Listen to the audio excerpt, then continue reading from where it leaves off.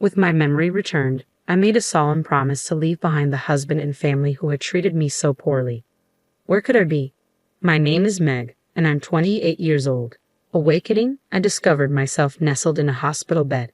Perplexed by my surroundings, the sound of approaching footsteps caught my attention. Suddenly, a man burst into the room, his face contorted with anger.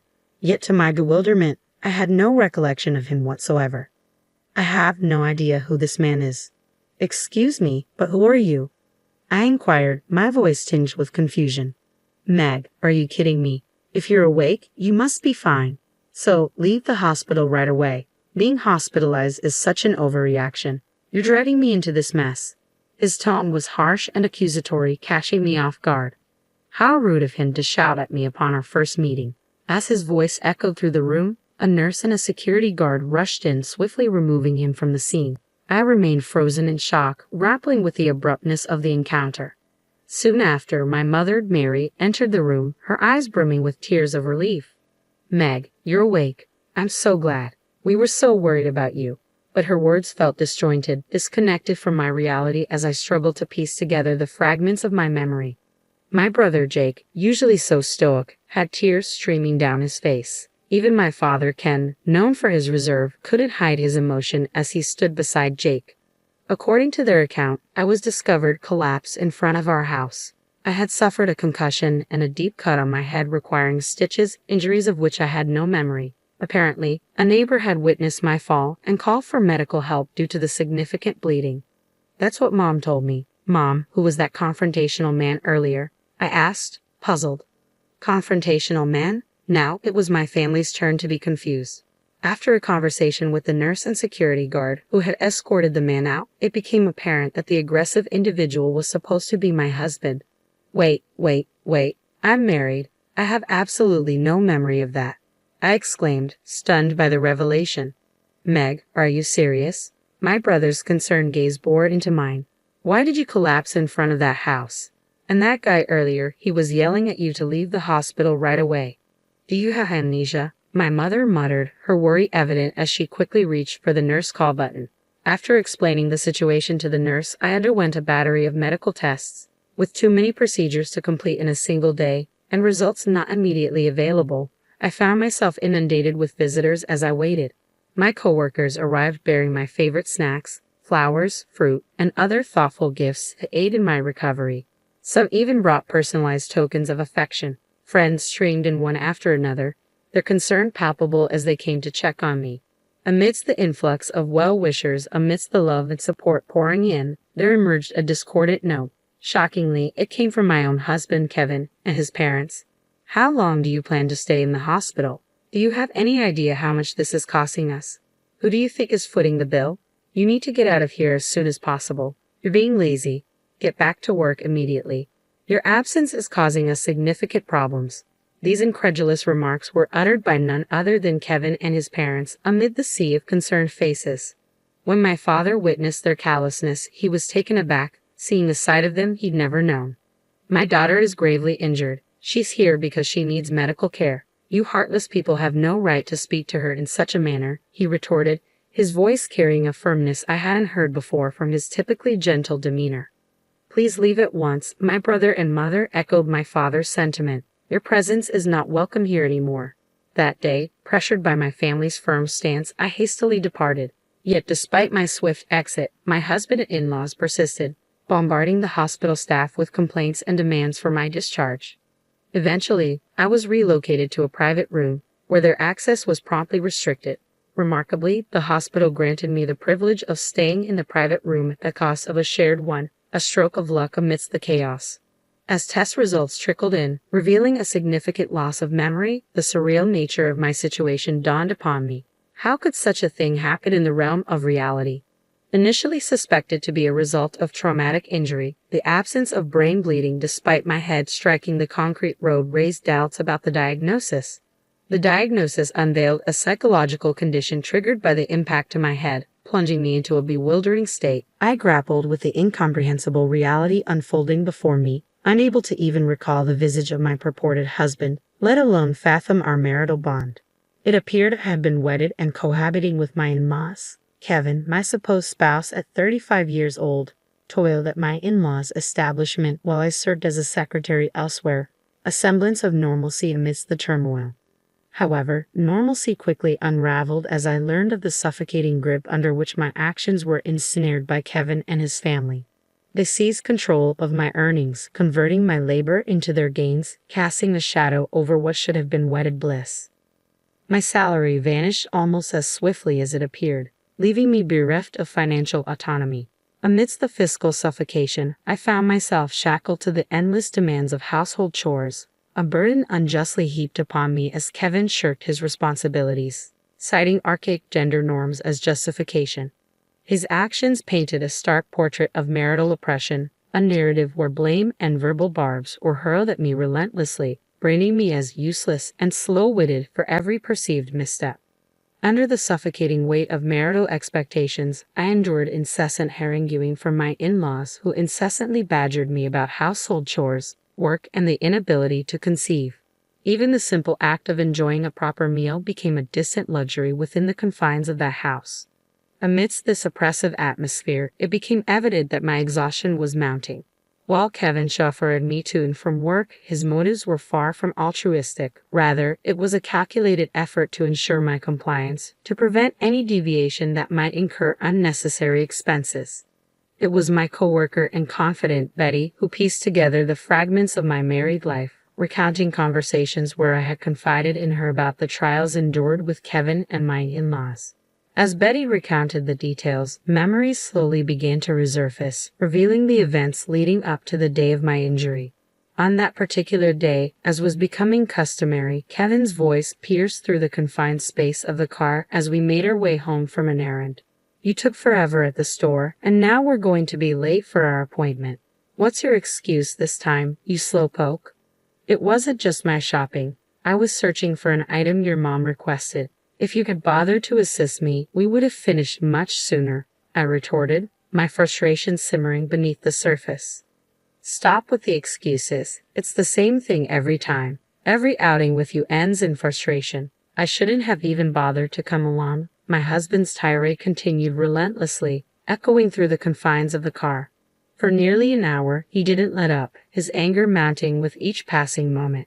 Upon arriving home, his ire still ablaze, he spat out hurtful words, urging me to hurry out of the car with a final insult before forcefully pushing me from the driver's seat, causing me to tumble onto the unforgiving concrete below. Even as I lay there, wounded and vulnerable, he didn't cease his verbal assault.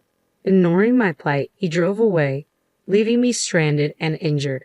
It was a vigilant neighbor who stumbled upon my motionless form, bleeding from a head wound, prompting the call for an ambulance. Recalling this harrowing incident, I contacted the authorities, determined to seek justice for the pain I had endured. Subsequent investigations, supported by security camera footage, validated the truth of my memories. Anger coursed through me as I grappled with the cruelty I had endured. Why had I been subjected to such treatment? I vowed silently that he would face the consequences for his actions.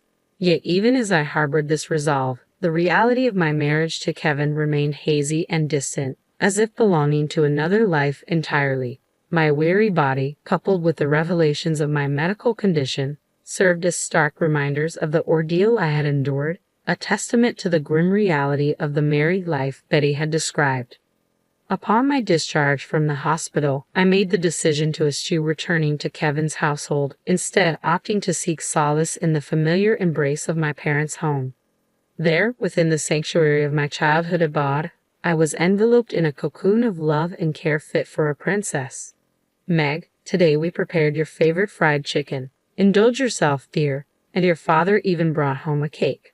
Let's savor it together later," my mother would announce with a smile, her culinary prowess transforming each meal into a feast.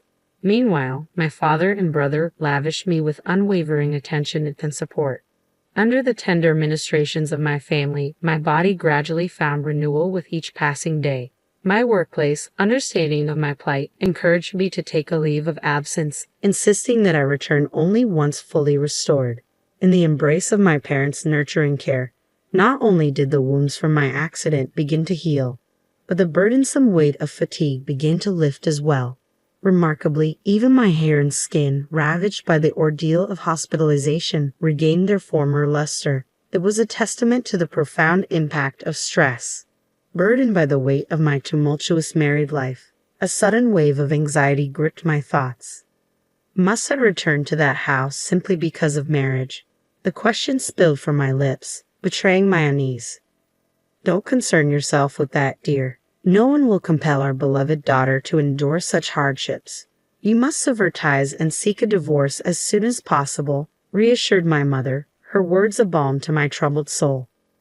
Following a family discussion, it was decided to seek legal counsel from a trusted friend of my father, a lawyer who had known me since childhood and shared a long-standing relationship with my family. Upon learning the details of my plight, the lawyer, much like my family, expressed vehement outrage and resolved to assist in every possible way. With the guidance of this skilled legal advocate, the process of divorce commenced smoothly, offering a glimmer of hope amidst the darkness of my marital ordeal. Meanwhile, within the confines of Kevin's household, simmering resentment filled the air as Kevin and his parents seethed with frustration. When will she return? The smooth operation of the store depends on her. We can't afford to wait any longer, Kevin lamented, his tone tinged with irritation. Echoing his sentiments, his mother-in-law interjected, "She's been discharged from the hospital, hasn't she? There's no reason for her to remain away. Instead of idling, she should focus on providing us with an heir." Adding fuel to the fire, his father-in-law chimed in, "She's become too accustomed to being coddled. Once she returns, we'll need to remind her of her responsibilities."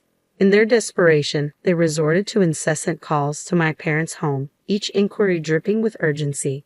"Is Meg there? Why hasn't she returned yet? Surely she's recovered by now. We have our business to consider, so we implore you to send her back immediately." My brother relayed the relentless demands they had made over the phone. Despite my family's unanimous support for my decision to stay away, I felt compelled to retrieve my belongings from the house. Seeking legal guidance, I enlisted the aid of a lawyer, and my father agreed to accompany me on this endeavor. From the moment I set foot inside, tension hung thick in the air, and the accusatory tirades began anew. "How long do you intend to linger at your parents' home? Why haven't you been answering your phone? Your negligence is appalling. It's high time you return to your duties. There's an overwhelming backlog of chores and responsibilities awaiting your attention," Kevin and my in-laws berated me without restraint. However, their vitriol was swiftly silenced as the lawyer and my father entered the room, their presence commanding a momentary pause in the onslaught of accusations. "Why did you bring a lawyer? What business do they have here?" they demanded, their anger palpable. "Let's take a moment to sit down and talk," the lawyer intervened, her calming presence guiding them towards the living room alongside my father. As they engaged in discussion, I retreated upstairs to my room, my mind swirling with uncertainty. Why had I returned to this oppressive environment? It dawned on me that I had left behind crucial evidence of the emotional abuse endured within these walls. A diary meticulously chronicling the hurtful words and actions of Kevin and my in-laws. The lawyer had stressed its importance as evidence, and I possessed another piece of damning proof, carefully concealed from prying eyes. As I busied myself with packing, the tense atmosphere downstairs erupted into a cacophony of voices. "Who consented to the divorce? You can't make decisions on your own." The sharp sound of impact echoed through the house, sending a shiver down my spine. It was evident that my father and the lawyer had broached the topic of divorce, sparking a volatile reaction from Kevin and his family. Frantically clutching my packed belongings, I hurried downstairs, only to be met by Kevin emerging from the entrance, his accusatory words cutting through the tension. "What's with the luggage? Are you not planning to return? And who's spreading rumors about winning a divorce? Explain yourself." His voice was laced with anger as he reached out towards me. Thankfully, the lawyer intervened just in time, her presence a barrier between us. "Violence is never acceptable," she asserted firmly. "I'm not being violent. I just want to talk to her," Kevin protested, his frustration evident. "You need to communicate calmly," the lawyer insisted, maintaining a firm stance. However, as Kevin attempted to approach me once more, the doorbell chimed with an urgent tone. "Yes, who is it?" My mother-in-law's voice crackled through the intercom. "We are the police. Is Kevin Davis at home?" came the unexpected reply. Kevin Davis is my husband's full name. What could the police possibly want here? My mother-in-law's voice quivered with apprehension. Could you please open the door if Mr. Davis is present? The police persisted. With a sense of urgency, my mother-in-law hastened to the door and swung it open. Excuse us, which one of you is Kevin Davis? The officers inquired. That would be me, my husband responded, his tone tense. Kevin Davis, you are under arrest on suspicion of assault. Please come with us to the station, the police declared, their words hanging heavy in the air. As the police officer made the announcement, the tension in the room was palpable. I could hear my mother-in-law's sharp intake of breath, a testament to the shock rippling through the household. My husband, too, appeared shaken, his voice trembling as he questioned, "Why me?" His confusion was evident, but there was no denying the gravity of the situation. Indeed, what had initially seemed like a mere incident had now escalated into a criminal case following the official complaint lodged with the police. Fortunately, the presence of security camera footage left no room for ambiguity or excuses. Initially, my husband was led away in silence. However, his composure quickly gave way to vehement protests. "I'm not at fault. It's her clumsiness that caused this. It's an exaggeration to call it assault just because I nudged her. Meg, are you even listening? Withdraw the complaint immediately." His shouts reverberated through the house, drawing the attention of concerned neighbors who began to gather at the entrance. Amidst the chaos, my mother-in-law's anguished cries pierced the air, while my father-in-law stood in stunned silence.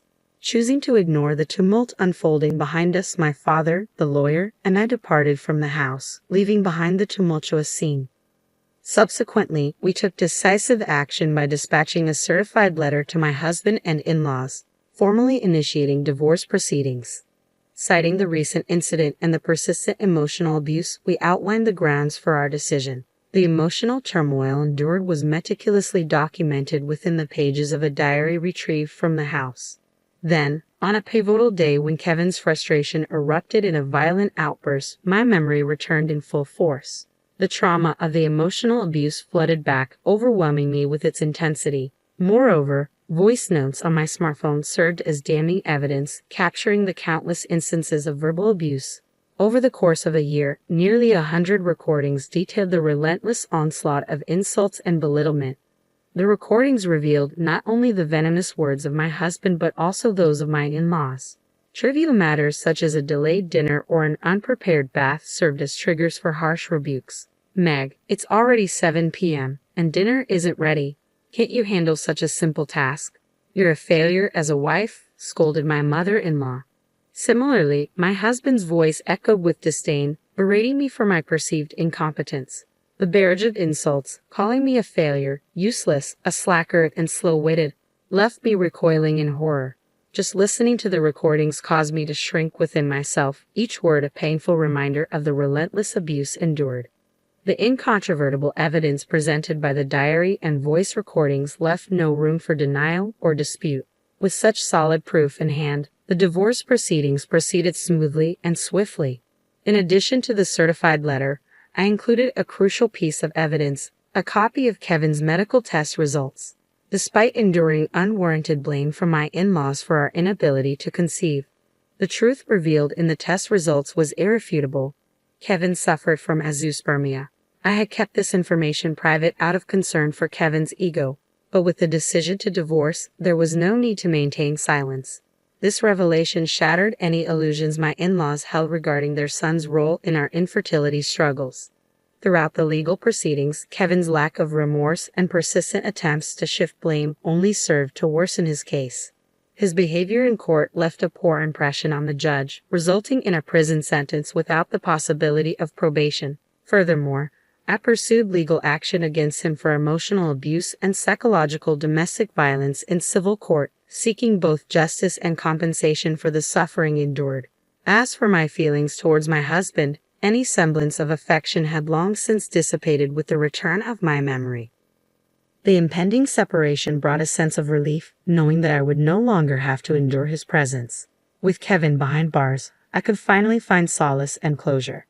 As for my in-laws, their initial reluctance to accept responsibility quickly dissolved when confronted with the evidence of emotional abuse.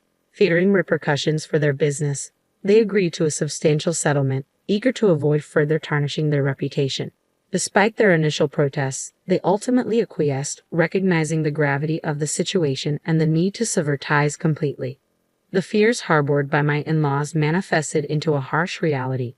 With their son, who was an integral part of their business, arrested, the whispers of gossip began to circulate. Rumors painted a grim picture of domestic violence, tarnishing the reputation of their store. Despite their daughter-in-law's contributions, she was subjected to bullying and exploitation, forced to toil without compensation at their establishment. As the rumors spread like wildfire, the once thriving business began to wither. Customers dwindled, and within a mere 6 months of Kevin's arrest, the store succumbed to bankruptcy. Having leveraged their land for a loan, my in-laws lost not only their business but also their savings, ultimately finding themselves stripped of their assets and relegated to a modest existence in an aged apartment, reliant on welfare to make ends meet. As for their future, once Kevin is released from prison, it is a matter that no longer concerns me. With our ties severed, I am no longer privy to their affairs. Meg, how about dinner tonight? Ronald, my boss and current boyfriend, asks cheerfully as we wrap up work. Come on, Ron, everyone's still around. I laugh, glancing at our colleagues. You two are just too adorable. It's sickeningly sweet, teases one of them. We're not bothered by your jealousy, Ronald retorts playfully, ignoring the banter. With a mischievous grin, he adds, I've already made reservations. Let's not keep the food waiting. In the years following my husband's arrest and subsequent release, Ronald has been a steadfast source of support. He has patiently listened to my struggles and provided unwavering assistance, even offering rides to and from work when needed. One day, out of the blue, my ex approached me with a proposition. Meg, I have something to discuss. Let's give our relationship another shot. I've changed and I'm confident we can make it work, he declared. Ronald, caught in the middle, swiftly stepped in. Leave her alone. Unfazed, my ex retorted, this doesn't concern you. It's between Meg and me. Stay out of it.